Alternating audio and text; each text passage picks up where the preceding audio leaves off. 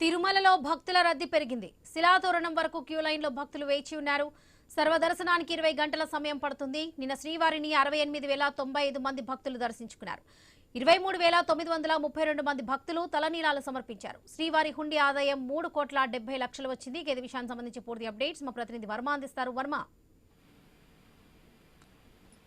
వరలక్ష్మి, తిరుమలలో రద్దీ కొనసాగుతోంది. గత 2 రోజుల నుంచే పెరటాసి మాసం ప్రారంభం కావడంతో నుంచి కూడా పెద్ద సంఖ్యలో భక్తులు కాలినడకన తిరుమల చేరుకుంటున్నారు. అలాగే వారాంతం కూడా కావడంతో కూడా భక్తుల రద్దీ తిరుమలలో పెరిగింది. దేశంలోని వివిధ ప్రాంతాల నుంచి కూడా భారీగా తిరుమలకు చేరుకుంటున్న పరిస్థితి అయితే ఉంది. ప్రస్తుతం దాదాపు దర్శనానికి 20 గంటలు పైగా సర్వదర్శనానికి సమయం పడుతోంది. ప్రస్తుతం వైకుంఠం కంపార్ట్మెంట్లు అన్ని కూడా నిండిపోయి బయట దాదాపు 3 కిలోమీటర్ల మేర క్యూ లైన్లు వ్యాపించున్నాయి. తిరుమలలోని శిలాతోరణం వరకు కూడా క్యూ లైన్లు వ్యాపించే పరిస్థితి అయితే ఉంది. దీంతో క్యూ లైన్ లో ఉండే భక్తులకు కూడా టీటీడీ అల్పాహారం గాని, పాలు, ఇతర సదుపాయాలు అయితే కల్పిస్తున్న పరిస్థితి అయితే ఉంది. ఇక బ్రహ్మోత్సవాలు కూడా మరో 4 రోజుల్లో ప్రారంభం కానున్న నేపథ్యంలో రద్దీ కంటిన్యూ అవకాశం ఉంది.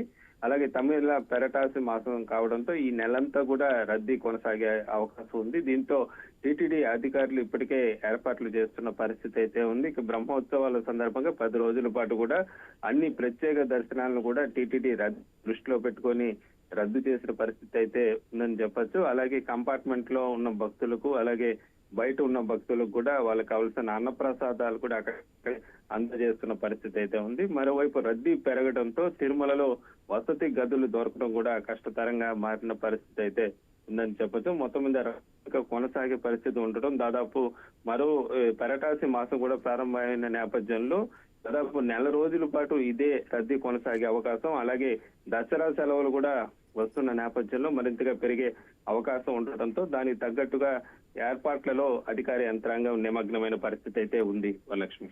Right Varma, thank you.